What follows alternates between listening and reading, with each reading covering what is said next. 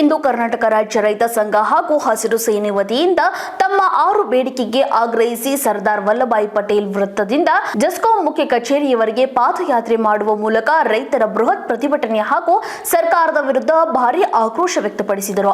ಇನ್ನು ರೈತರ ಬೇಡಿಕೆಗಳು ಕೃಷಿ ಪಂಪ್ಸೆಟ್ಗೆ ಆಧಾರ್ ಜೋಡಣೆ ಕೈ ಬಿಡಬೇಕು, ರೈತರಿಗೆ ಫ್ರೀ ಆಗಿ ವಿದ್ಯುತ್ ಉಪಕರಣಗಳನ್ನು ನೀಡಬೇಕು, ವಿದ್ಯುತ್ ದರವನ್ನು ಕಡಿಮೆ ಮಾಡಲು ಆಗ್ರಹಿಸಿದರು. ಹಾಗೂ ವಿದ್ಯುತ್ ಅಪಘಾತಗಳಿಗೆ 10 ಲಕ್ಷ ಪರಿಹಾರ ಘೋಷಣೆ ಮಾಡಬೇಕು. ಸೋಲಾರ್ ಸಂಪರ್ಕ ಹೊಂದುವ ಪಂಪ್ಸೆಟ್ಗಳಿಗೆ ವಿದ್ಯುತ್ ಸಂಪರ್ಕ ಕಡಿತಗೊಳಿಸುವ ಆದೇಶವನ್ನು ಕೈಬಿಡಬೇಕು ಹಾಗೂ ನಗರ ಮತ್ತು ಹಳ್ಳಿಗಳಿಗೆ ಸಮಾನ ರೀತಿಯಲ್ಲಿ ವಿದ್ಯುತ್ ವಿತರಣೆ ಮಾಡಬೇಕು ಎಂದು ಅಧ್ಯಕ್ಷರಾದ ಶ್ರೀ ಮಲ್ಲನಗೌಡ ಅವರ ನೇತೃತ್ವದಲ್ಲಿ ಜೆಸ್ಕಾಂ ಎಂಡಿಗೆ ಮನವಿ ಪತ್ರ ಸಲ್ಲಿಸಿದರು.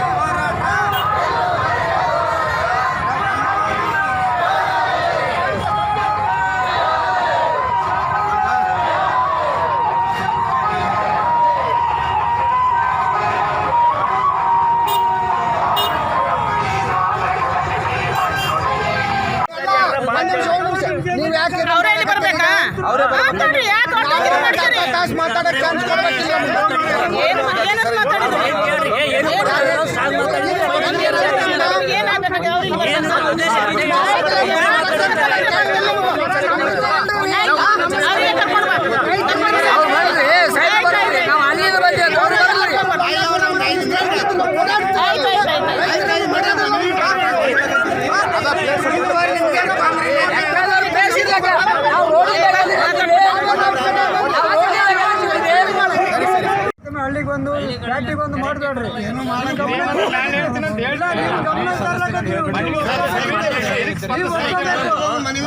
ಏನಿದೆ ಈ ಮನವಿ ಏನು ಕೊಟ್ಟಿದ್ದೀರಿ ಅದನ್ನ ಮೇಲೆ ಸರ್ಕಾರಕ್ಕೆ ನಾವು ಕಳಿಸಿಕೊಡ್ತೀವಿ.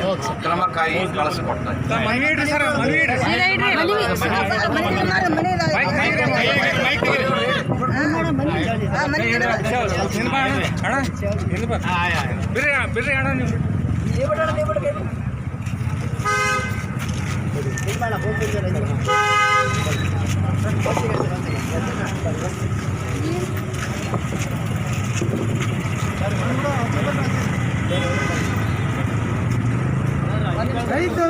ಕಾನೂನನ್ನು ತಂದಿದೆ ಸರ್ಕಾರ, ಅದನ್ನು ಕೈ ಬಿಡಬೇಕು. ಎರಡನೇದಾಗಿ ಕೃಷಿ ಪಂಪ್ ಸೆಟ್ಗಳಿಗೆ 7/10/2023 ಜಾರಿಗೊಳಿಸಿರುವ ಸದರಿ ಆದೇಶ ಸಂಖ್ಯೆ 475/2023 ಅಂದರೆ ಈ ಹಿಂದೆ ಏನಿತ್ತು ಅಂದರೆ ಜೆಸ್ಕಾಂ ಇಲಾಖೆಯಿಂದ ರೈತರಿಗೆ ಅವರೇ TCಗಳನ್ನು ಕೂಡಿಸ್ಕೊಡ್ತಿದ್ರು, ಕಂಬಗಳನ್ನು ಹಾಕ್ಕೊಡ್ತಿದ್ರು. ಜೊತೆಗೆ ಅಕ್ರಮ ಸಕ್ರಮ ಬೇರೆ ಬೇರೆ ಕೆಲವೊಂದು ಯೋಜನೆಗಳಿತ್ತು, ಅದು ಫ್ರೀಯಾಗಿ ರೈತರಿಗೆ ಮಾಡಿಕೊಡ್ತಿದ್ರು. ಆ ಒಂದು ಯೋಜನೆಯನ್ನು ಸರ್ಕಾರ ಸಂಪೂರ್ಣ ಬ್ಯಾನ್ ಮಾಡಿದೆ. ಅದನ್ನು ಮತ್ತೆ ಯಾವ ರೀತಿ ಇತ್ತು ಅದೇ ರೀತಿ ಅದನ್ನು ನಮಗೆ ಕೊಡಬೇಕು ಅಂತೇಳಿ ಎರಡನೇದು. ಇನ್ನು ಮೂರನೇದಾಗಿ ಈಗೇನೇ ಮಾಡಿದ್ದಾರೆ ಮನೆ ಬಳಕೆ 200 ಯೂನಿಟ್ ಫ್ರೀ. ಅವಾಗ ಹೇಳಿದ್ರು ಸಿದ್ದರಾಮಯ್ಯನವರು ಚುನಾವಣೆ ಸಂದರ್ಭದಲ್ಲಿ ನನಗೂ ಫ್ರೀ ನಿನಗೂ ಫ್ರೀ ಅಂದರು. ಈಗ ನೋಡಿದ್ರೆ ಅದಕ್ಕೆ 108 ಕಾನೂನನ್ನು ತಂದು ಒಂದು ಮನೆಗೆ 60 ಯೂನಿಟು 70 ಯೂನಿಟು 80 ಯೂನಿಟ್ ಅದೇನು ಮಾಡ್ತಾರೆ ಅಂದರೆ ಒಂದು ವರ್ಷಕ್ಕೆಲ್ಲ ಕ್ಯಾಲ್ಕುಲೇಷನ್ ಆಗ್ತಾರಂತೆ. ಮತ್ತು ಚುನಾವಣೆ ಪೂರ್ವದಲ್ಲಿ ಅವೆಲ್ಲ ಕ್ಯಾಲ್ಕುಲೇಷನ್ ಆಗದೆ ಹೇಳ್ಬಿಟ್ರೆ ಸಿದ್ದರಾಮಣ್ಣವ್ರೆ ನೀವು 200 ಯೂನಿಟ್ ಫ್ರೀ ಅಂತ. ಅದಕ್ಕೆ ದಯವಿಟ್ಟು 200 ಯೂನಿಟನ್ನು ಸಂಪೂರ್ಣವಾಗಿ ಅದನ್ನು ಉಚಿತವಾಗಿ ಕೊಡಬೇಕು. ಇನ್ನು 4ನೇದು, ವಿದ್ಯುತ್ ಅಪಘಾತಗಳಲ್ಲಿ ಯಾರಾದರೂ ರೈತ ಕುಟುಂಬ ಅಲ್ಲಿ ವಿದ್ಯುತ್ ಶಾರ್ಟ್ ಸರ್ಕ್ಯೂಟ್ ಆಗಿ ಸತ್ತರೆ ಇನ್ನೊಂದು ಮತ್ತೊಂದಾದರೆ ಆ ಒಂದು ವ್ಯಕ್ತಿಗೆ 10 ಲಕ್ಷ ಪರಿಹಾರ ಧನವನ್ನು ಸರ್ಕಾರ ಕೊಡಬೇಕು ಅಂತೇಳಿ ಒತ್ತಾಯ. ಇನ್ನೊಂದು, ಸೋಲಾರ್ ಸಂಪರ್ಕ ಹೊಂದಿರತಕ್ಕಂಥ ಪಂಪ್ಸೆಟ್ಗಳಿಗೆ ಅವರಿಗೆ ವಿದ್ಯುತ್ ಕೊಡಲ್ವಂತೆ. ಇದು ಯಾವ ನ್ಯಾಯ? ಸೋಲಾರ್ ಇರೋರಿಗೂ ಕೂಡ ಕರೆಂಟ್ ಕೊಡಲೇಬೇಕು. ಇದು ಒಂದು ಒತ್ತಾಯ. ಇನ್ನು 6ನೇದು, ನಗರ ಮತ್ತು ಹಳ್ಳಿ ಎರಡಕ್ಕೂ ಸಮಾನವಾಗಿ ಕೊಡಬೇಕು. ನಗರದಲ್ಲಿರೋರು ಅವರು ಮನುಷ್ಯರೇ, ಹಳ್ಳಿಯಲ್ಲಿರೋರು ಮನುಷ್ಯರೇ, ಇಬ್ಬರಿಗೂ ಸಮನಾದ ವಿದ್ಯುತ್ತನ್ನು ಕೊಡಬೇಕು ಅಂತ ಈ 6 ಒತ್ತಾಯಗಳು ಈ ರೈತ ವಿರೋಧ ನೀತಿಯನ್ನು ಸರ್ಕಾರಕ್ಕೆ ಮಾನ್ಯ ವ್ಯವಸ್ಥಾಪಕ ನಿರ್ದೇಶಕರು ಜೆಸ್ಕಾಂ ಕಲಬುರಗಿ ಇವ್ರ ಮುಖಾಂತರ ನಾವು ಸರ್ಕಾರಕ್ಕೆ ಮನವಿಯನ್ನು ರೈತ ಸಂಘದಿಂದ ಸಲ್ಲಿಸ್ತಾ ಇದ್ದೇವೆ. ಈ ವಿಚಾರ ಕುರಿತು ಬಂದಿರತಕ್ಕಂಥ ನಾಗರಾಜ್ ಸರ್ ಅವರ ಒಂದೆರಡು ಅನಿಸಿಕೆ ಹೇಳಿ ನಮ್ಮ ಮನವಿಯನ್ನು ಸ್ವೀಕಾರ ಮಾಡಬೇಕಂತ ಅವರಲ್ಲಿ ಕೇಳ್ಕೊಳ್ತೀವಿ. ಎಲ್ಲ ರೈತ ಬಾಂಧವರೇ, ವಿವಿಧ ತಾಲೂಕುಗಳಿಂದ ಮತ್ತು ವಿವಿಧ ಜಿಲ್ಲೆಗಳಿಂದ ಬಂದಂಥ ಅಧ್ಯಕ್ಷರುಗಳೇ ಮತ್ತು ಪದಾಧಿಕಾರಿ ಸಂಘದ ಅಧ್ಯಕ್ಷರುಗಳೇ ಪದಾಧಿಕಾರಿಗಳೇ ಇವತ್ತು ಅನೇಕ ಬೇಡಿಕೆಗಳನ್ನು ಸಲ್ಲಿಸುವಲ್ಲಿ ರೈತ ಸಂಘ ಇವತ್ತು ಈ ಜೆಸ್ಕಾಂ ಕಚೇರಿಗೆ ಧರಣಿ ಮುಖಾಂತರ ಸಲ್ಲಿಸ್ತಾ ಇದ್ದಾರೆ. ಸೊ ಈ ಏನು 6 ಬೇಡಿಕೆಗಳಿದೆ, ಈ 6 ಬೇಡಿಕೆಗಳು, ಕೆಲವು ಬೇಡಿಕೆಗಳಿಗೆ ನಾನು ಇಲ್ಲಿ ವಿವರಣೆ ಕೊಡಲಿಕ್ಕೆ ಬಯಸ್ತೇನೆ.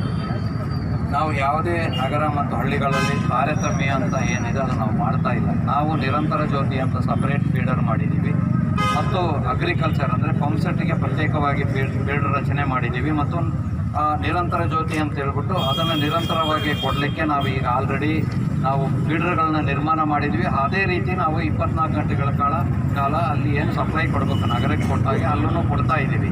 ಬಟ್ ಒಂದು ವಿಚಾರನ ನಾನು ಖಂಡಿತವಾಗಲೂ ನಮ್ಮ ಸ್ನೇಹಿತರಲ್ಲಿ ಮತ್ತು ರೈತ ಬಾಂಧವರಲ್ಲಿ ಹೇಳಲಿಕ್ಕೆ ಇಷ್ಟಪಡ್ತಾ ಇದ್ದೀನಿ. ನಿರಂತರ ಜ್ಯೋತಿ ಫೀಡರ್ ಅಂತಂದರೆ ನಮಗೆಲ್ಲ ಗೊತ್ತಿರತಕ್ಕಂಥದ್ದು. ಅದು ಏನು ಅಂತಂದರೆ ಮನೆ ಬಳಕೆಗೆ ಮತ್ತು ವಾಣಿಜ್ಯ ಬಳಕೆ ಹಳ್ಳಿಗಳಲ್ಲಿ ಅವರೂ ಸಣ್ಣ ಪೆಟ್ಟಿ ಅಂಗಡಿ ಇಟ್ಕೊಂಡಿರ್ತಾರೆ. ಅವ್ರಿಗೂ ವಿದ್ಯುತ್ ಅವಶ್ಯಕತೆ ಇರುತ್ತೆ ಅಂತೇಳಿ ಅಲ್ಲಿ 24 ಗಂಟೆಗಳ ಬೇಕು ವಿದ್ಯುತ್ ಕೊಡಬೇಕು ಅಂತ ನಾವು ಆ ನಿರಂತರ ಜ್ಯೋತಿ ಮಾಡಿರೋದು. ಆಮೇಲೆ ಸಣ್ಣ ಕೈಗಾರಿಕೆಗಳು ತಿಣಗಿರಣಿ ಇರ್ಬೋದು, ಇನ್ನಿತರೆ ಗುಡಿ ಕೈಗಾರಿಕೆಗಳಿಗೆ ಅಲ್ಲಿ 24 ಗಂಟೆಗಳ ಕಾಲ ಬೇಕು ವಿದ್ಯುತ್ ಅನ್ನೋದಕ್ಕೆ ನಾವು ಅದನ್ನು ನಿರಂತರ ಜ್ಯೋತಿ ಮಾಡಿದ್ದೀವಿ. ಆದರೆ ಇತ್ತೀಚಿನ ದಿನಗಳಲ್ಲಿ ಏನಾಗಿದೆ ಅಂತಂದರೆ ಅಲ್ಲಿ ಸುಮಾರು ಅನಧಿಕೃತ ಪಂಪ್ ಸೆಟ್ಗಳನ್ನ ಕೊಂಡಿ ಹಾಕೋದ್ರಿಂದ ದಯಮಾಡಿ ಎಲ್ಲ ರೈತ ಬಾಂಧವರಿಗೆ ಹೇಳ್ತಾ ಇದ್ದೀನಿ, ನಾವು 7 ತಾಸು ಕೊಡಲಿಲ್ಲ ಅಂತಂದರೆ ನಮ್ಮ ಅಗ್ರಿ ಫೀಡರ್ನಲ್ಲಿ 1 ತಾಸು ಹೋಗಿದ್ದರೆ ಅದನ್ನು ನಾವು ಸರಿಪಡಿಸ್ತೀವಿ ಮತ್ತು 1 ತಾಸು ಹೆಚ್ಚಿಗೆ ಕೊಡಲಿಕ್ಕೆ ನಾವು ರೆಡಿ ಇದ್ದೀವಿ. ಕರ್ನಾಟಕ ಸರ್ಕಾರದ ಆದೇಶ ನೀವೆಲ್ಲ ಒಪ್ಕೊಂಡಿದ್ರಿ, 7 ತಾಸು ಕೊಡಲೇಬೇಕು, ಮೊದಲು 3 ತಾಸು, ಆಮೇಲೆ ಬೇರೆ ನೈಟ್ ಅವರ್ಸ್ನ. ಈ ಒಂದು ರೈತರ ಹಲವಾರು ಸಮಸ್ಯೆಗಳನ್ನು ಇಟ್ಕೊಂಡು ಈ ಒಂದು ಹೋರಾಟವನ್ನು ಹಮ್ಮಿಕೊಂಡಿದ್ದೇವೆ. ಈಗಾಗಲೇ ರೈತರು ಹಲವಾರು ಸಮಸ್ಯೆಗಳಲ್ಲಿ ಸಿಕ್ಕು ಬೇಸತ್ತು ಹೋಗಿದ್ದಾರೆ. ಆ ಒಂದು ವಿಚಾರವಾಗಿ ಸರ್ಕಾರ ಕಣ್ಣು ಮುಚ್ಚಿ ಕುಳಿತಿದೆಯೋ ಅಥವಾ ಏನು ನಿದ್ರಾ ವ್ಯವಸ್ಥೆಯಲ್ಲಿದೆಯೋ ತಿಳಿಯದಾದಂಥ ವಿಷಯವಾಗಿದೆ. ಈಗಾಗಲೇ ಅತಿವೃಷ್ಟಿಯಿಂದ ಹತ್ತಿ, ತೊಗರಿ, ಹೆಸರು, ಸೋಯಾಬೀನು ಎಲ್ಲ 90% ಎಲ್ಲ ಮಳೆಯಲ್ಲಿ ಹಾಳಾಗೋಗಿದೆ. ಆ ಒಂದು ವಿಚಾರವಾಗಿಟ್ಕೊಂಡು ಮುಂದೆ ಬರುವಂಥ ದಿನಗಳಲ್ಲಿ ಸರ್ಕಾರವು ಈ ಒಂದು ರೈತರ ಪರಿಹಾರವನ್ನು ಅತಿ ಶೀಘ್ರವಾಗಿ ಬಿಡುಗಡೆ ಮಾಡಬೇಕು. ಎಕರೆಗೆ 25,000 ಅಂತೆ ಪರಿಹಾರ ಕೊಡಬೇಕು. ಮತ್ತು ಇನ್ನೊಂದು ಮುಖ್ಯವಾದ ವಿಷಯವೇನಂತಂದರೆ ಈಗ ಈ ಪಂಪ್ಸೆಟ್ಗಳಿಗೆ ಆಧಾರ್ ಜೋಡಣೆ ಮಾಡುವಂಥ ಕೆಲಸವನ್ನು ಅತಿ ಶೀಘ್ರವಾಗಿ ನಿಲ್ಲಿಸಬೇಕು. ಯಾಕಂದರೆ ಮೊದಲೇದಾಗಿ ನಮಗೆ ಹೇಳಲಾರದೆ ಮಾಡೋದು ಮೊದಲೇ ತಪ್ಪು. ಸರ್ಕಾರ ಮೊದಲೇ ವಿಷಯವಾಗಿ ನಮಗೆಲ್ಲ ರೈತರಿಗೆ ಅದನ್ನು ಇನ್ಫಾರ್ಮೇಷನ್ ಮಾಡಬೇಕು. ಅದು ಬಿಟ್ಟು ನಾವು ಸಡನ್ನಾಗಿ ಈ ಒಂದು ನಿರ್ಧಾರ ತೊಗೊಂಡ್ರೆ ಮುಂದೆ ರೈತರ ಹಲವಾರು ತೊಂದರೆಯಲ್ಲಿ ಸಿಕ್ಕಾಕೊಂಡು ಬೀಳ್ತಾರೆ. ಈಗ ಮುಂದೆ ಇವರು ಯಾವ ವಿಚಾರ ಇಟ್ಕೊಂಡು ಈ ಒಂದು ಯೋಜನೆ ಜಾರಿಗೆ ತಂದರೂ ಗೊತ್ತಿಲ್ಲ. ಆ ಒಂದು ವಿರುದ್ಧವಾಗಿ ಇವತ್ತು ಅದು ಅತಿ ಶೀಘ್ರವಾಗಿ ಹಿಂದೆ ಪಡಿಬೇಕಂತ ಈ ಒಂದು ಹೋರಾಟವನ್ನು ಅಂದ್ಕೊಂಡಿದ್ದೀವಿ. ಮಲ್ಲನಗೌಡ ಪಾಟೀಲ್, ರಾಜ್ಯ ಪ್ರಧಾನ ಕಾರ್ಯದರ್ಶಿಗಳು, ಬೆಂಗಳೂರು.